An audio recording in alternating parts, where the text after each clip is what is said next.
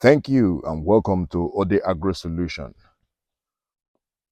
So this morning, or rather this afternoon, it's already afternoon. Yeah, it's afternoon by now. Okay, so this afternoon, we are going to have an interactive session. I'm going to have an interactive session with Elder. We are going to discuss about this particular cassava. There's as you guys can see, there are some powerful stems standing in front of you. You can see those stems. Elder, you can touch them so that You can it's see this okay. stem. Okay, See how beautiful. healthy it is. Very, Look very at this healthy. one, how Oh healthy. my You goodness. can look at this one. Very healthy. Yes. Okay, so we are going to talk about this stem in this video. Elder is going to give us a lecture how he got this stem, how he got this particular portion of land, and how he also followed up to get this type of harvest he's getting. It is going to be a wonderful interactive section, and I hope you learn a lot from this video today. I hope that by the end of this video, you must have learned how you can get your quality stems. You will learn how you can prepare your soil, how you can also manage your fertilizers, and also I believe that by the end of this video, you must have learned how you can invest in cassava and have quality yield. So you sit tight and follow us on this conversation. Please pay rapt attention. We are hearing from someone who has evidence of that which he is about to talk about. If you look down at the back of this video, you can see that there is a book sitting at the back of Elder. That book is Making It Big by Femi Otedola. We brought this book on board because it is a book written by someone who has shown proof, who has shown evidence of that which he is claiming to know how to do. He is a man with evidence, he's a man with results. So we also believe that if we can listen, if we can read, if we can understand the principles he abided by to get the result he's getting, we can also manifest, we can also make it big in the same continent, in the same country. So we're about to listen to Elder now. We're about to listen and hear from the horse's mouth how this place came to be. So let's get into the conversation. Elder, So, good afternoon and welcome on board. good afternoon, sir. Okay. So, first of all, you're going to tell us this particular species of cassava. What is the name of this cassava stem? You start from there. You tell us the name of the cassava stem and tell us how you got the stem before we come to the preparation of the soil. Okay, you're welcome, sir. Thank you. This is Ode Agro's cassava farm. The name of this cassava is called 419. But when people hear 419, they will be scared. No, cassava doesn't do 419. It is the name. You can even call it 419. Okay. I got this cassava stem from the Ogun State government. First of all, I joined a cluster which registered in the local government. The cluster name is All Green Cassava Dealers Association in Ifo local government. Then you register with the government, the local government, they are now the people to profile the member for input.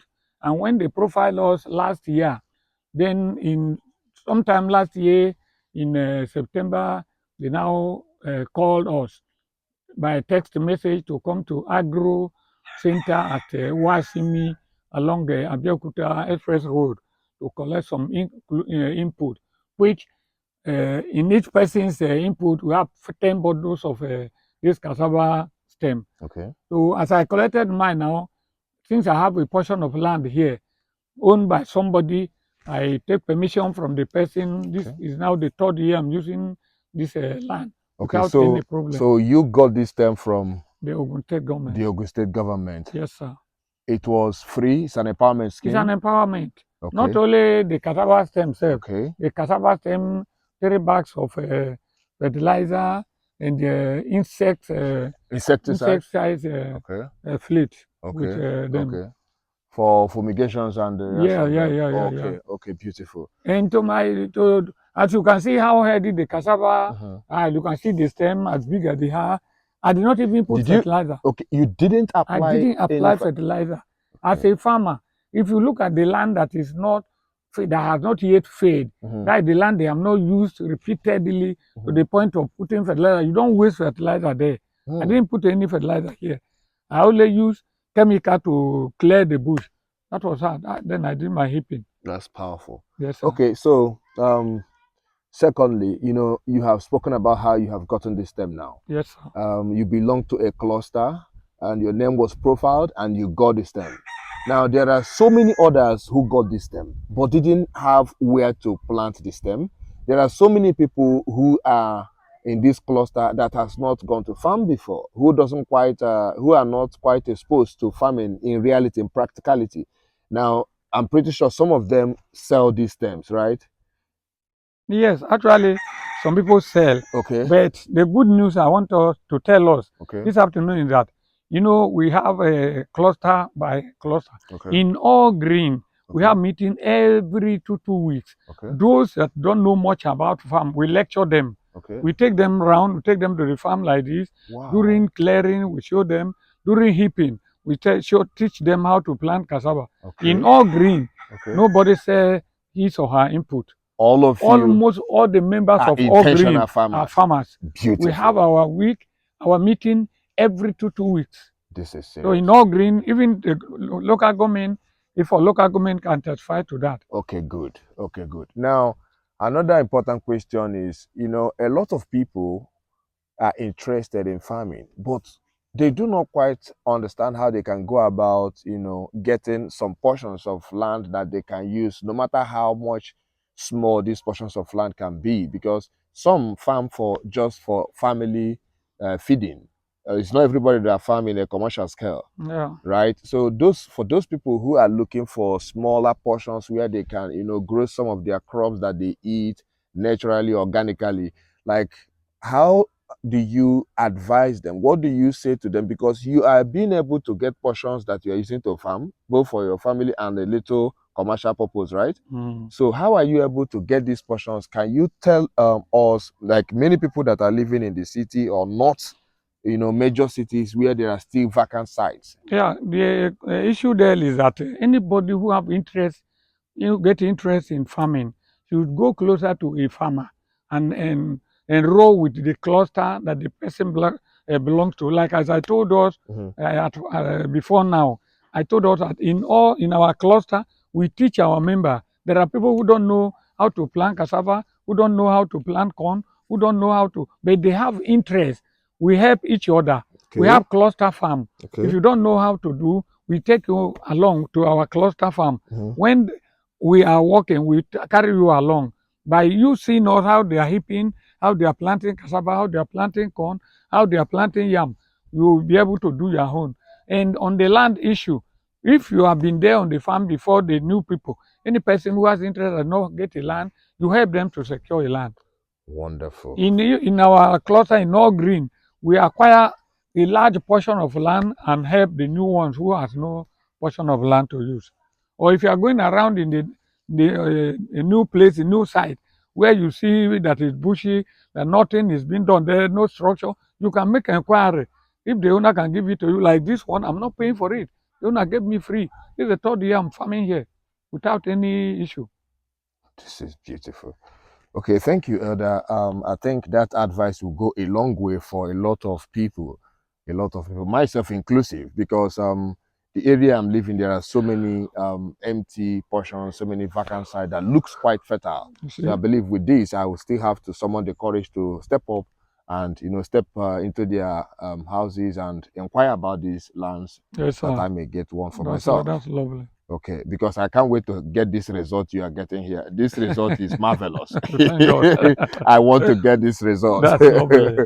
So please, a quick one. How have you followed up to get this yield? Because I know that as much as cassava doesn't demand too much attention, there must have been, you must have, followed up to some reasonable degree to get this. And I can see that your cassava is aligned. They followed a particular setup. Like, how did you get it? How did you follow up to just get this here? Yeah, the issue is that if you want to get something like this, you make sure the farm is not bushy. Okay. You can see how I weeded this. Yeah, it's so this clean. Is so clean. This is the third weeding now. The third weeding. Third weeding. I didn't use chemical. If you like, you can use chemical. But I always advise people that in first weeding, you use hand, manual weeding. Okay. Then the second one, you can use a chemical. The third one. By that time, the crop second time now, the cassava, the crops might have grown. Yes, and can withstand the effect of the chemical. So if you don't allow the farm to be bushy, you will get a result. Beautiful. Yes, so you followed up by cleaning, by clearing the farm. Cleaning the farm. This is the third time now. You are cleaning the farm. So like you can place mat here and sleep.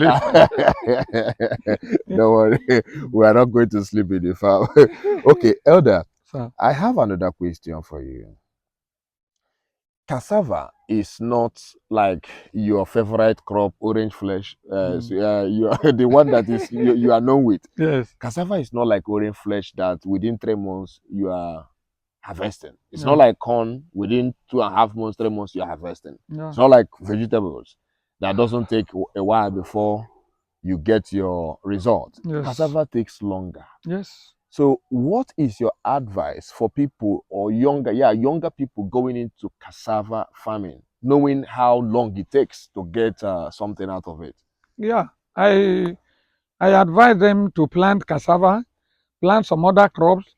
Like this place now, if not the distance of where I am living, you can spread vegetable here. Okay. We have some vegetable called ewedu. We have echoko. We have all green for this and that. You can spread vegetable which can give you money in 1 month at a time. And after the cassava, you not concentrate only on cassava. In the place where you plant cassava, beside the heap, you can still plant corn there. In 3 months' time, corns are ready for harvest. A farmer who plant cassava can even plant yam. Like as I'm here now, I have yam farm. Okay. So watch my video, you download my video, you will see my yam farm. So it doesn't disturb each other. If somebody doing farm, as in September now, towards ending, you start clearing. It doesn't disturb each other at all. Wow. Okay, so you are saying that through mixed cropping and shifting cultivations, someone that is into cassava farming can still make the most out of farming. You can still make the most out of farming. You can have yam farm. Okay. You can plant cassava farm. You can have orange flat farm. All those things can go.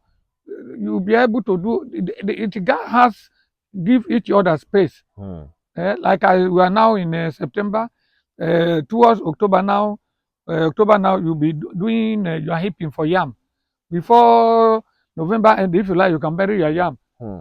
In this place, I'm telling you, this cassava is due for harvest now. After the harvest, you can reheap this place again now. That's why I'm weeding it. Okay. You can heap this place for another crop.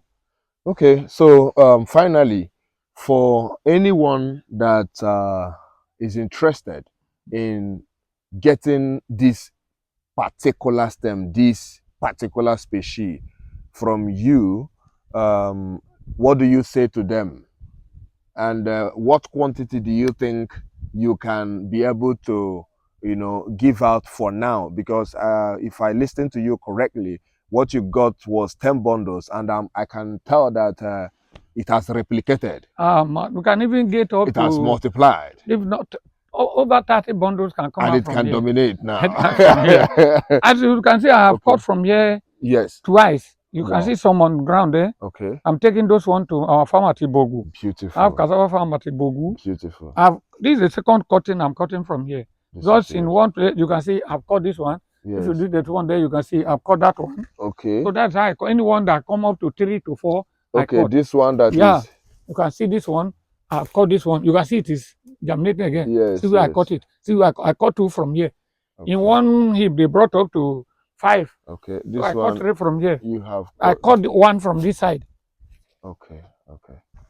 Beautiful. There are some I have quite. I heap them up there. We're about to carry them to Ibogu. Okay. Yes, sir. Okay. So if I have somebody who is interested, Okay. I can only give during the harvest. Okay. Because I have cut twice from here. Okay. I cannot cut again, so I will see the one we handle to uproot. Oh, beautiful. Yes. Beautiful. So during the harvest season, during the harvest time, I can give, I can sell. You can give, you can sell. Yes. Wonderful. So that will be all for today on this cassava section.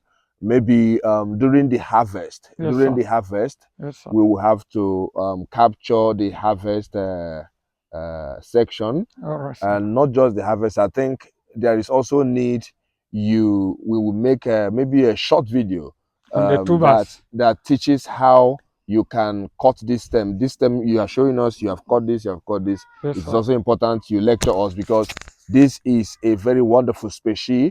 And okay, quick one. You need to, there is something that is very important. It's a message that I would want us to send across. Okay. There is something trending on a global scale. It is called GMOs, genetically modified fruits, Okay. stems, and the rest of these agricultural produce or products. I hope those words are not too loose. So it is as if it is being forced into the system. And these GMOs, they are not the natural seeds. They are modified in the laboratory.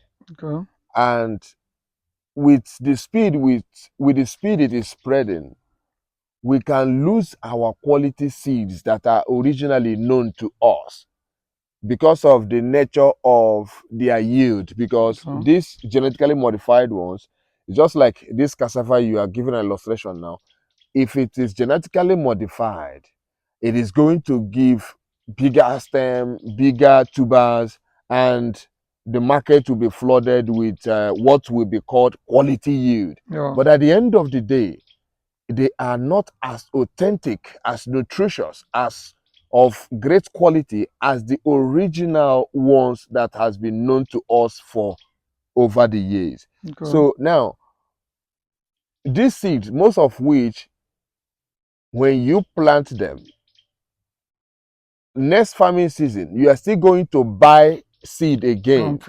Yes, because you cannot count on preserve them. You cannot preserve them. Okay. You are still you will continue to go to the market to get these seeds every other year. Okay. So now I'm going to ask you as a direct question.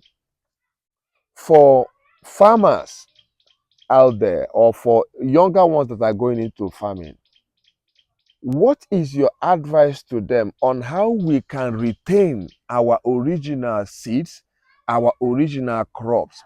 What is your word to them so that, it can be like a charge to us that we might not lose the authenticity that has been passed on to us? The best way to do it, if you know you are a farmer, get registered in the farmers group. Okay. If you belong to farmers group, the farmers know where they get their products. They don't just enter the market anyhow and buy some unwanted, which you don't know the source. We don't buy anyhow. We know where we get our crops. Okay. So if you want to become a farmer, you join yourself to a cluster that is a farmer. They will now tell you where they get all their products from. Not just to go and buy all this GMO something that you cannot preserve. Like me here now, the corn I harvested from here, I preserve them. During farming season next year, I don't need to buy corn. I can just dip my hand down and carry and plant the ones I save by myself. So going to buy anyhow in the market is not advisable. Thank you so much. Okay. So are you advising against the GMOs, or are you in support of the GMOs? I'm not supporting them. I'm against them. Okay. But okay, let us not go into that in the more political way this afternoon. Elder, this will be the end of today's section. We will catch you up in another section. Okay. Thank you. Do have a wonderful day. Thank you. God bless you. God bless you too, sir.